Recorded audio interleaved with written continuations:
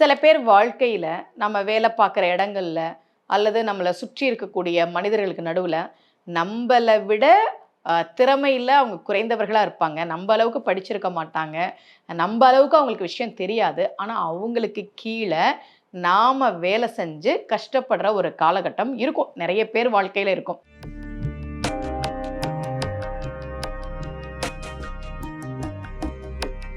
ரகசிய உண்மைகள் சேனலை பார்த்துக் கொண்டிருக்கும் உங்கள் அனைவருக்கும் சுமதி ஸ்ரீயின் அன்பு வணக்கம்.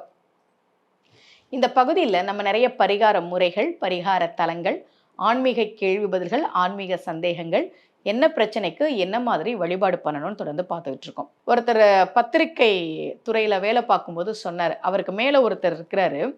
ஆனா இவருக்கு தெரிஞ்ச விஷயங்கள் கூட அவருக்கு தெரியாது. அவர் சொல்றாரு, "நான் சொல்ற எந்த விஷயமுமே அவருக்கு தெரியல. ஆனா அவருக்கு கீழ நான் வேலை செய்ற மாரி இருக்கு." அப்படின்னு ரொம்ப வருத்தப்பட்டார். நீங்க வேலை பார்க்குற இடங்கள்லாம் பாருங்களேன். உங்களுக்கு நெறைய விஷயங்கள் தெரிஞ்சிருக்கும். ஆனா அது எதுவுமே தெரியாதவங்க, அல்லது நீங்க ஒரு நிறுவனத்தில வேலை பார்க்குறீங்க. முதலாளி வந்து வசதியானவரா இருப்பார். உங்க அளவுக்கு படிச்சிருக்க மாட்டார். எவ்வளவோ பேர், "அம்மா நான் எம்பிஏ படிச்சிருக்கேன், எம்சிஏ படிச்சிருக்கிறேன். ஆனா முதலாளி பையன் அவ்வளோலாம் படிக்கல. அவனுக்கு கீழ நான் வேலை செய்றேம்மான்னு" சொல்லுவாங்க. இந்த மாதிரி தகுதி இல்லாதவர்களுக்கு நடுவுல நம்ம மாட்டிக்கிட்டு இருக்கும்போது, நம்ம மனசுல ஒரு மன வருத்தம் வரும்ல.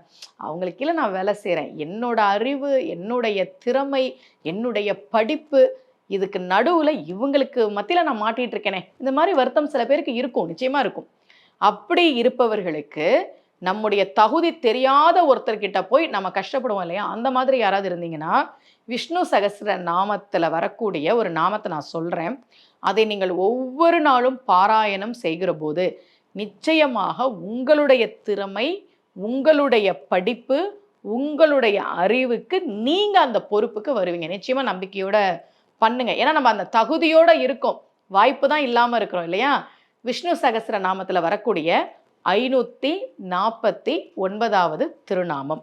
குப்தாய நமக, குப்தாய நமக, குப்தாய நமக, ஓம் குப்தாய நமக.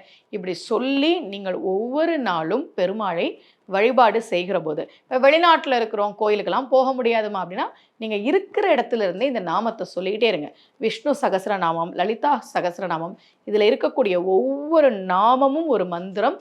ஒவ்வொரு நாமத்திற்கும் ஒரு பலன் உண்டு. உங்களுடைய திறமைக்கான, படிப்புக்கான, அறிவுக்கான, தகுதிக்கான வேலை, பொறுப்பு கிடைக்கிறதுக்கு நீங்க குப்தாய நமக அப்படின்னு தொடர்ந்து சொல்லிக்கிட்டே இருங்க. மீண்டும் சந்திக்கலாம். அனைவருக்கும் அன்புடன் சுமதி ஸ்ரீ.